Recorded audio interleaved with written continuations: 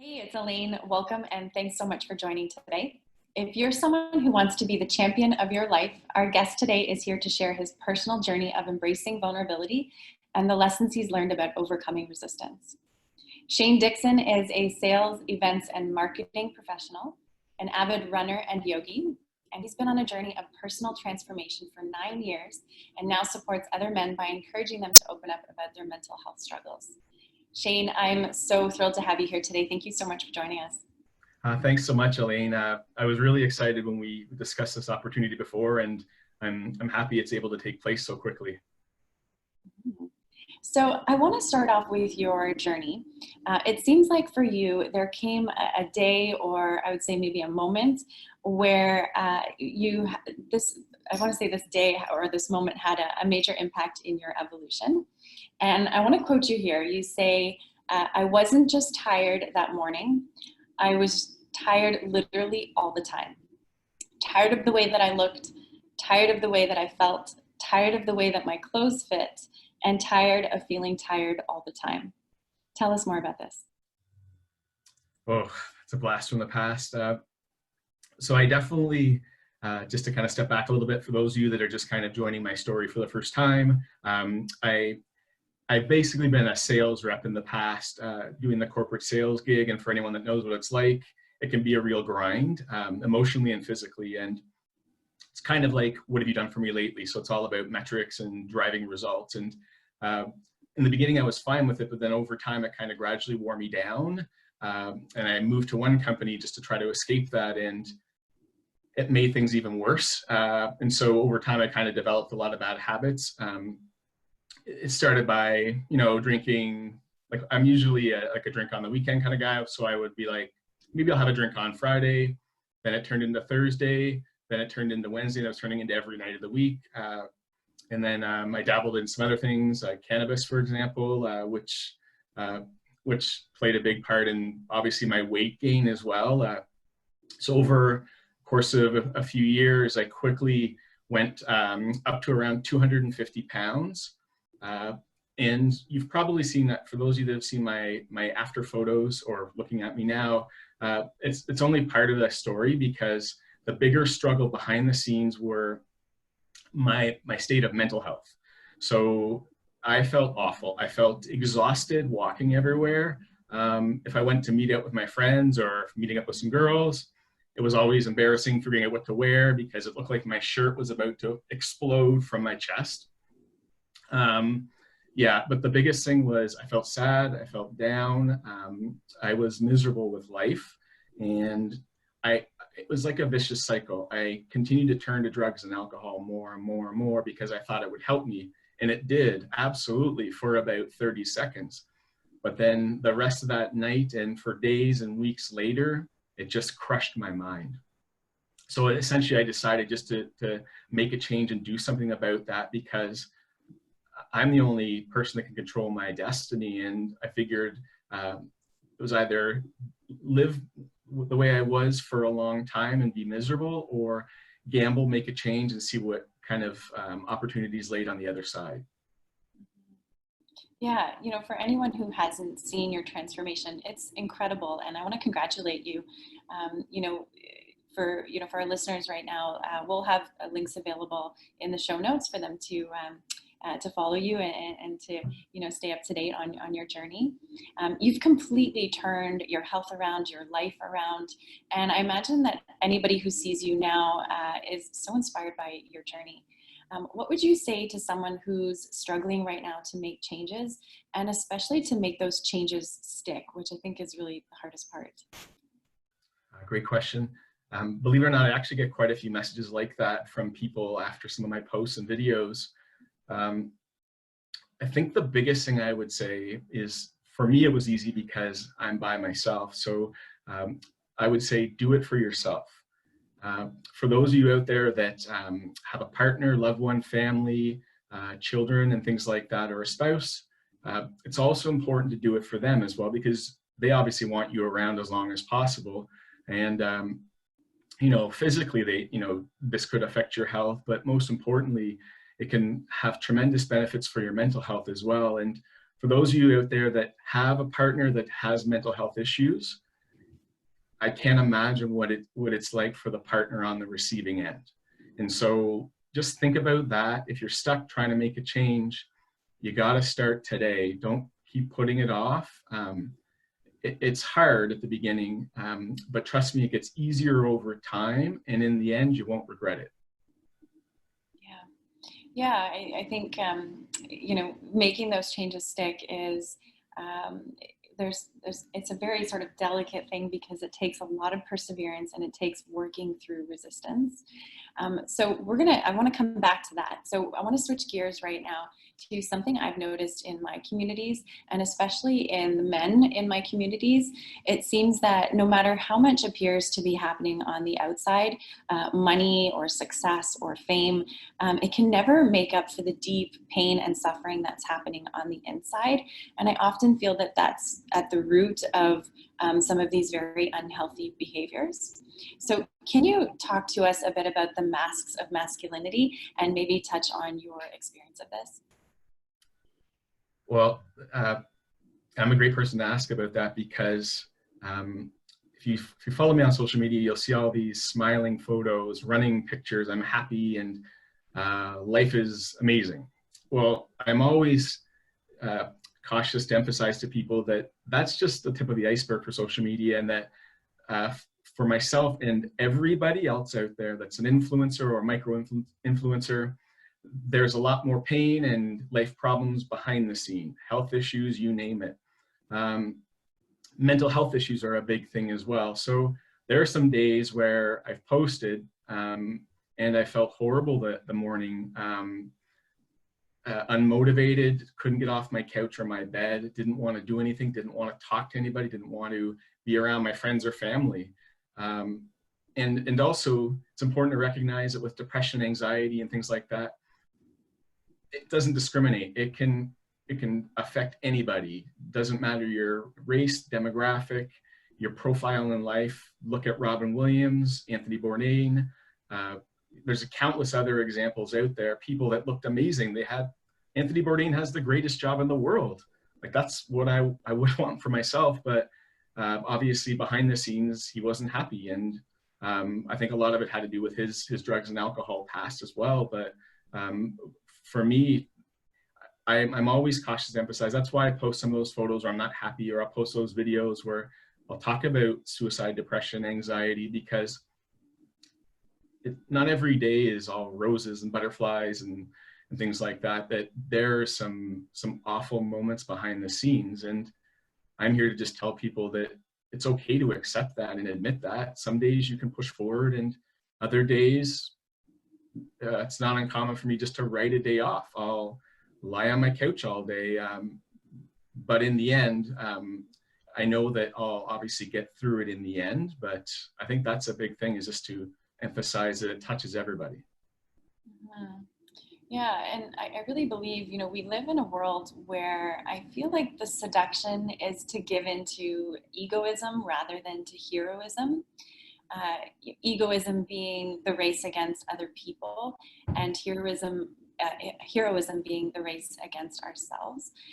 What tips would you give for our listeners today who want to be the champion of their own lives, but are really struggling because maybe they're comparing themselves constantly to other people, and they're just sort of getting wrapped up in that sense that they're just not good enough, or they need to, basically that they're just not good enough? I think the big thing, and this will come as a massive surprise, well, probably to you, but to everybody else out there that follows me or knows me, is I think the key is to be careful with social media. Social media is amazing. It can do wonderful things. It can bring people like myself, Elaine, together, people across the world, people that are on this conversation. But I think it can crush your mind mentally. And I think the big thing a lot of people don't talk about, it's addictive. It can exacerbate mental health issues, probably for myself. It's really tough to go on and not compare yourselves to others. So for me, for example, when I got into social media, I'd go on and I'd see men with six-pack abs, no body hair, the perfect skin, all these things. It looked amazing. So it's really hard to not compare yourself. So in the beginning, I had a tough time with that. But I've come to grips with that over time and accepted that everyone's got their own challenges. Another big thing for me would be alcohol, drugs. Trust me, I'm a huge craft beer lover, and this is a tough one for me. But you have to be really careful. I'm not saying to quit, but there are people out there, including people on this call, that even a little bit of alcohol can crush your mind mentally. And the effed up thing about alcohol is the older you get, you don't need as much alcohol, but the negative effects are infinitely worse. That's why I quit drinking back in January. I'm approaching 5 months. I'm not saying everyone has to drink or eliminate alcohol, but you have to be careful because it's a real downer. Another big thing is to stay active. For me, I got into running just to lose weight, but over time, I started to realize, oh my God, the benefits of running and leading an active life are tremendous. I met some amazing people, some of the people that are on this call, or people that have become my friends through the running community. It's given me a lot of opportunities like this. I've also started yoga as well, which is really good for my mind, my body. I'm getting older, so it's also good for my joints. It's a great complement for my running. It doesn't matter what it is you like to do, find it and do it. I talk about running almost every day in my posts. It's not for everybody. I get it. Running sucks at the beginning, but if you stick with it, it can lead to some wonderful things. If you're not a runner, go walking, go cycling. You pick up a sport, it's going to change your life if you stick with it. You'll find your own community as well. Eating healthier, avoiding junk food. People always ask me, you probably never eat pizza. You're one of those guys that just works out all the time, blah, blah, blah. That's garbage. I believe in having a cheat day once or twice a week. I like dark chocolate. I like burgers. I like pizza. All my friends that run for food with me, they know I love my junk food. Another big thing is to talk to your friends, your family, people around you. Guys, this is especially important. Stop being stubborn and talk to your partner or your spouse or even your buddy or someone maybe you go running with or you play squash with. You'll feel infinitely better. And if it doesn't work, talk to a specialist or a professional.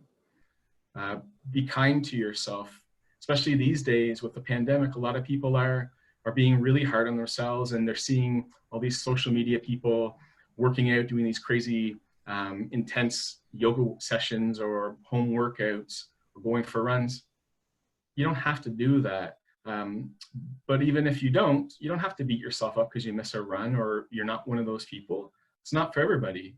The most important thing is to be kind to yourself and to treat yourself properly, because if you don't, no one else around you will. And I found that out early in my career. Another big thing is to, just to spend time with your family and friends and loved ones. Even those moments where it's really hard for you and you don't want to, you gotta pick up the phone. You gotta reach out to those people. Don't stay in and be by yourself, because it's just gonna drag you down. Yeah, thank you so much for sharing that. There's a lot of great tips in there. I know for myself, I never used to run, but I think I would run sometimes, and then I would, take a break from it and then get back to it. And then every time I would get back to running, I would find so much resistance at the beginning. And then as I continued to stick with it, it got easier and easier. And what's interesting is that there's research that's coming out right now with the University College of London that says it takes 66 days of practice to wire a new habit. So I really think that the gift of genius is in the neuroplasticity, in really changing our nervous system by creating new habits. I'm so curious from your personal experience, because you've had a huge transformation, both physically, mentally. What did that look like for you? How much time did you say that it took for you to get into this new groove and this new way of living? For the running, it was a few months just getting into it. There's a few photos where you see me where I look gigantic, just totally out of shape. But then there's a couple photos where, especially when I had my shaved head, where I looked like a police officer or a football player or something, because I was working out a lot. And I looked big, but not necessarily obese or anything like that. So then I realized as I got older that it's less about muscles and getting bigger and stronger and things like that. It's about building your cardio, because there's people out there that spend all their time in the gym lifting weights. It's not going to help you burn fat. Cardio is the key. Walking, running, swimming, cycling, that's what's going to help you. So I basically went from a person that worked out all the time and did a tiny bit of cardio, and then I flipped the ratios where I basically, if I had energy in a day, I was going to go for a walk or for a run. And if I had extra energy, I'd do push-ups or do a workout later. The key is to start off in baby steps, like anything, like any task. Don't tackle it all at once.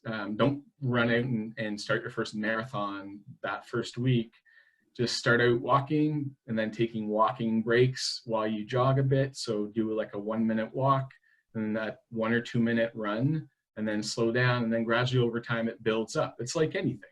It's like any skill that you learn is in the beginning, you're not going to pick it up right away. Some people can, but you can't. But that was the big thing in the beginning, was like understanding the importance of, number 1, cardio, number 2, cutting out booze, sugar, and drugs. And then over time, I started to kind of level off the balance, having more workouts and also more running. And then fast forward to when I moved back to Toronto, I got involved with running groups. And that's kind of where my love of running just skyrocketed, because I got to meet a lot of really interesting and amazing people. That made me want to run more. It held me more accountable to missing runs or missing group runs. And then over the last little while, I've adopted yoga as well, just because although the cutting out of alcohol and drugs and working out helps, the yoga also plays a big part in my mental health as well. And so right now I've got a good routine going on, and it seems to be carrying forward, especially now with the pandemic, because I've actually relied on it more than ever, and I've got a good balance, and it's really helping me out this time. Mm-hmm. Yeah, for our listeners, because I think when people look at the before and after photos, they'll look at, they'll see the before and then they're so inspired by the after, but they don't know all the work and time and effort that went in between, from the before to the after. How much time, I'm just so curious, like how much time between those two, like, some of the before photos that you have posted, when was that? How much time have you sort of dedicated and put forth to this really inspiring transformation? That's a really tough question to ask, and I actually find myself thinking back, because like a lot of people that go on this journey to lose weight and transform their body, my journey was like this.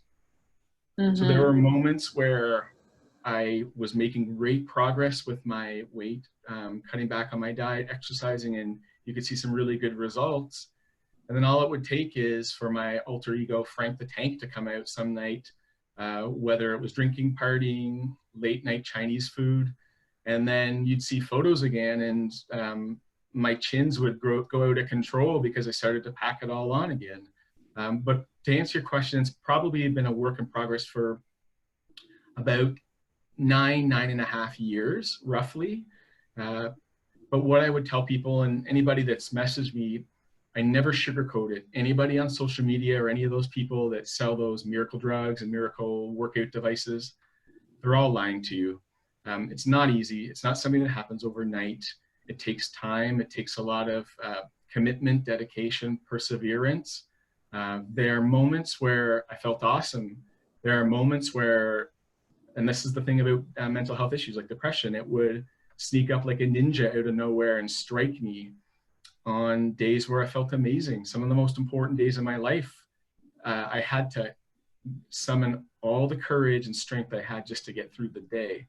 But that's what I would tell people. And I tell people that all the time, is that that's why I share those transformation stories. It's not to show off, it's to help people. And the people that are critical of those, because I have encountered that as well, they're missing the big picture. Sometimes it's jealousy, but for me, it's ultimately to help other people. And I do that by posting positive messages, upbeat, inspiring videos and posts and things like that.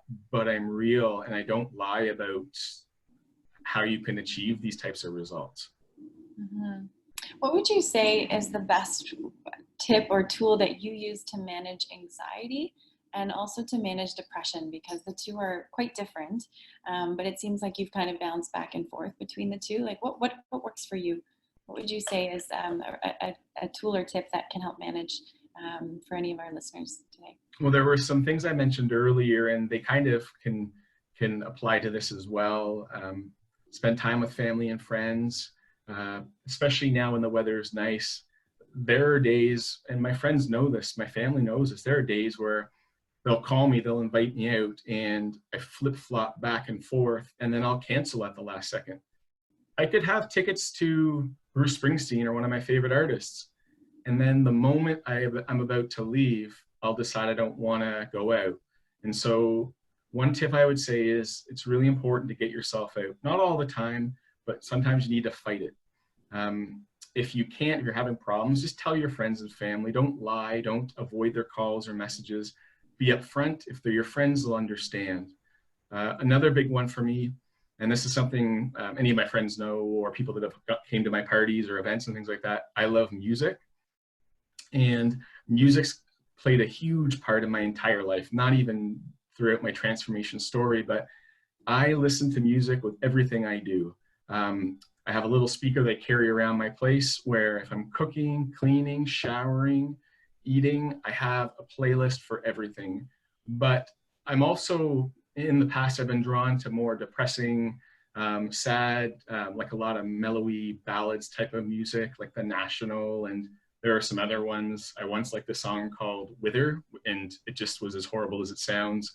So what I do in this situation is if I'm feeling crappy, I put on a really fun, upbeat playlist, whether it's some of the modern stuff like Drake or Justin Timberlake or things like that, Bruno Mars, people that are upbeat. I also will put on one of my favorite playlists I've made is like a soul classics list where it's like Bill Withers' Lovely Day. There's literally, you'd have to have no soul to not move your feet or move your body when Lovely Day comes on, or Bob Marley. Music's a big thing. The same thing applies to movies or shows. Don't watch Schindler's List if you're going through a bad moment. Don't watch the movie We Need to Talk About Kevin, which you should watch. It's amazing, but it's the most depressing movie of all time. Don't watch those movies. Watch something that's funny. Watch Dave Chappelle, watch stand-up, watch you name it, Tom Segura. There's John Mulaney, Jim Gaffigan. There's so many amazing comedians out there. Watch the Seinfeld reruns, watch Friends, whatever you like. Just watch something funny and upbeat. Put on stupid movies like Step Brothers. Because it may seem weird, but a song or a movie, especially if there's like a really cool scene in the movie or something that gets you really pumped up, it can like shock your brain and have an amazing effect on your body and kind of give you a boost you might need. Sometimes what I'll do is I definitely avoid alcohol and drugs now. Another thing I'll do is maybe have a coffee. But the key ultimately comes down to being around people. It's very difficult these days because you can't. And that's why the pandemics, you've probably seen in the news, the pandemic is just crushing people and causing these crazy mental health issues. But that's to regular people. The thing that's not getting talked about throughout this entire pandemic, yes, people are dying, and that's horrible. But there's a bigger issue that's also happening in the background, and that's people suffering from mental health issues, depression, anxiety, suicide. It's interesting how you never hear about the suicide rates now, but I bet you those are off the charts. So those are all some of the things that I've dealt with as well. And I think the big thing is just to be around family, friends, try to be social, get out for walks, and ultimately be kind to yourself. I love that. The music part, I think, is so key for myself, and even movies too. I find I really absorb what I listen to or what I watch, and it really affects my moods. So whenever I'm feeling a dip of low energy, I try and find something that'll pick me back up. So that was key. Thank you for sharing that. And then also, you know, what you were saying about the, you know, suicide rates, that sort of leads into what I want to talk about next, which is one of the things I was so heartened to hear you talk about was your experience of a loved one committing suicide. And obviously this is a very sensitive subject. I was wondering if you could maybe tell us just a little bit about this. I think it's really important to talk about because, you know, especially in the realms of men's mental health and COVID right now, where I think the feeling of isolation can really put us in a dangerous place. Can you tell us a little bit about this? Yes, and I'll promise to try to keep it together because I know I got a little bit emotional when you and I first talked about it, but so I don't know if it's 100% something that's in my family, but mental health issues, depression, anxiety is something that I heard about my entire life kind of growing up. Never really noticed it, never really played a big part in my life. But then as I became older, I started to notice little things in people in my life, family, friends, just some bizarre, unexplained behavior. And when you're a kid, you don't realize it. You have no idea what's causing those things. You think if someone's canceling or bailing or flaking out on things all the time or avoiding situations, you think they're just a weirdo or something like that. But as you get older, you start to realize that there's more at play. And I think a big thing in my life was that around the time I was putting weight and I was leading that unhealthy lifestyle, I started to feel it in myself and felt awful, felt down, felt depressed, sad, lonely a lot, even with people in my life. Even being in the biggest city in Canada, I felt lonely.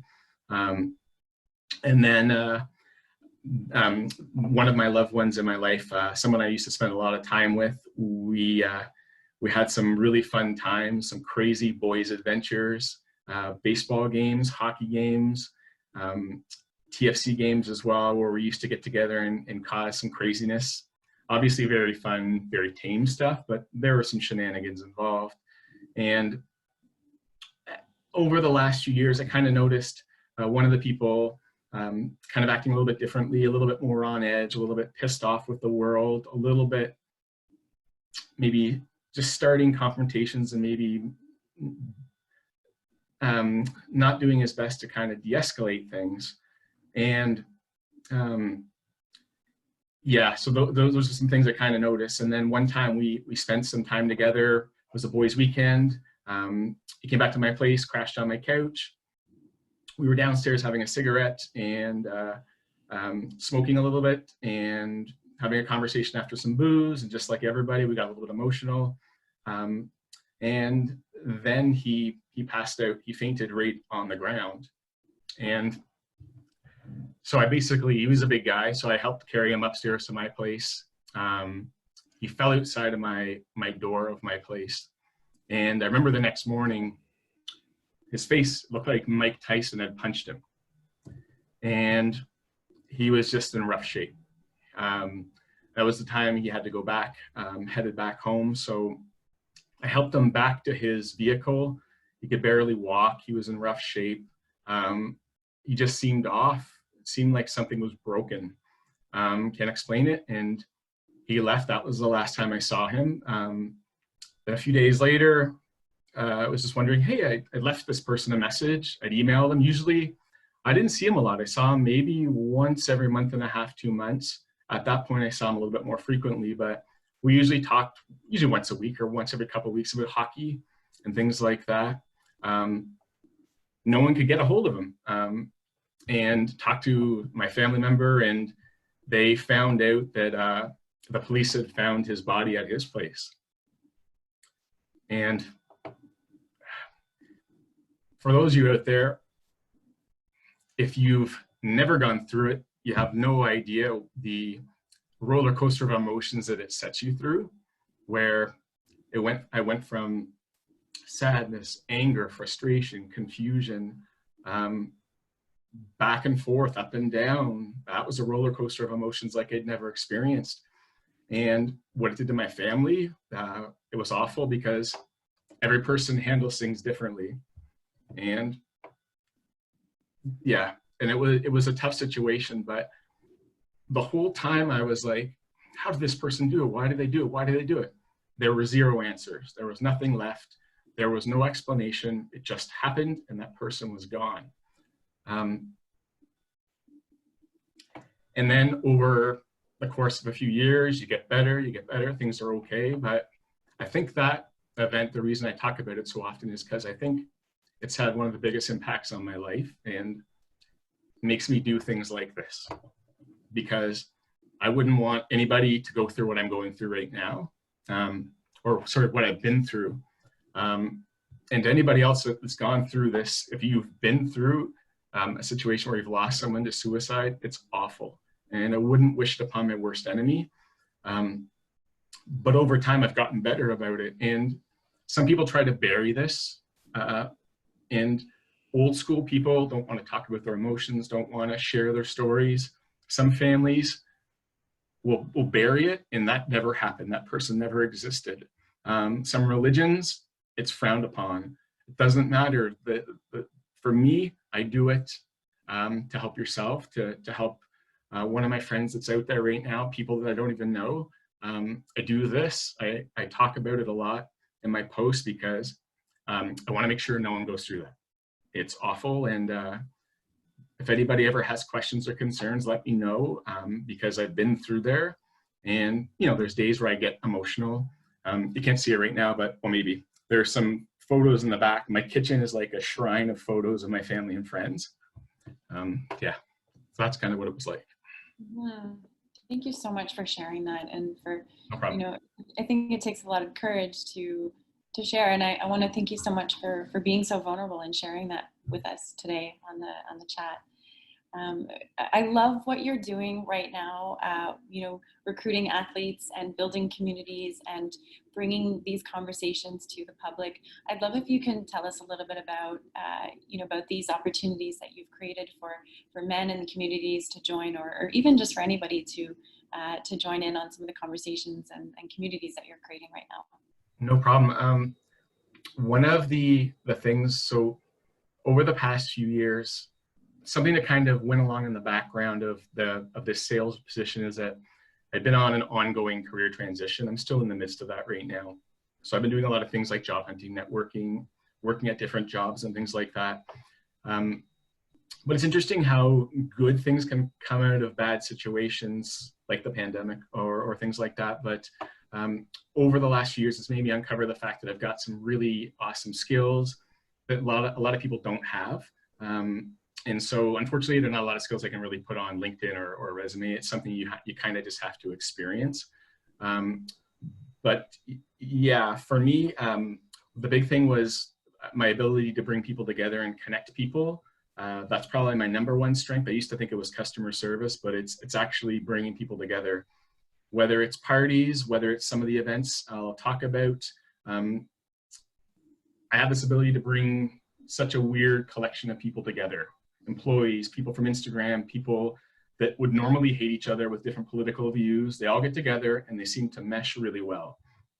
One of the things I started doing were these, I call them Shane's food fun runs, started maybe a year ago. I've lost track of dates and times now, but the concept's simple. I love food. At the time, I loved beer. I still do now, non-alcoholic, but the concept was simple. Meet up. I would pick a date, a time, blast it all over social media, maybe to some people's disapproval, but promote it online and just say, hey guys, we're meeting here at this time, this date, this location. We're gonna run 5 to 10K, sometimes more, sometimes less, and we're going to finish at this pub.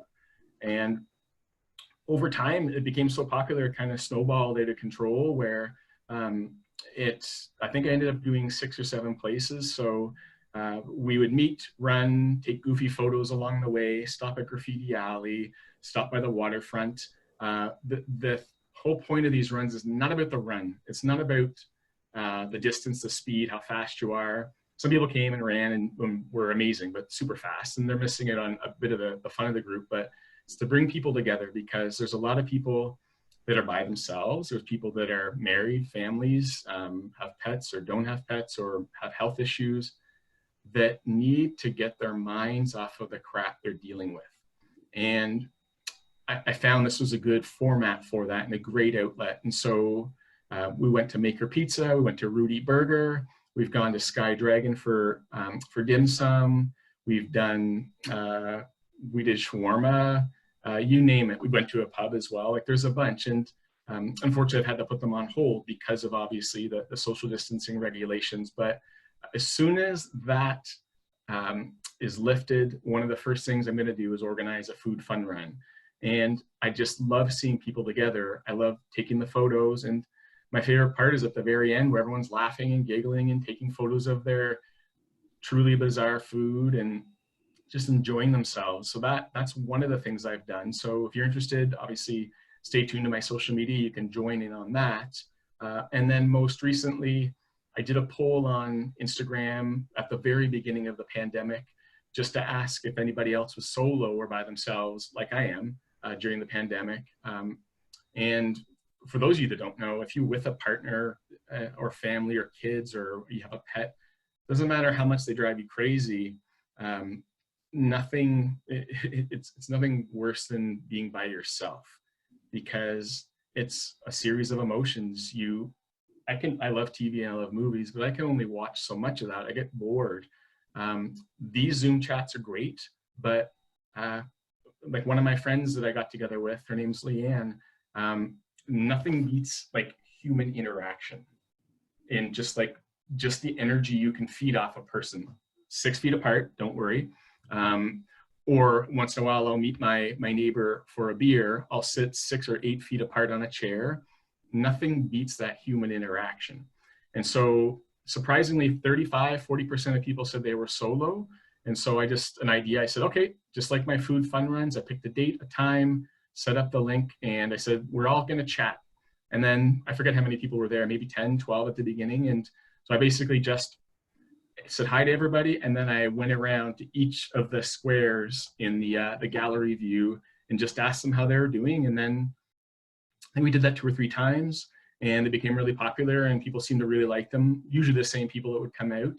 And then I had the opportunity to invite a couple friends I met, Jen Lalonde and John Eric Rasmussen, people I met in my previous job, some amazing Canadian athletes, and they're a really cute couple as well. So I said, guys, I have an idea. Would you want to come on and just join my friends? Something casual. And they're like, well, do we need to prepare anything? And I said, no, just come on, do like we're doing right now. I am doing with you, Elaine.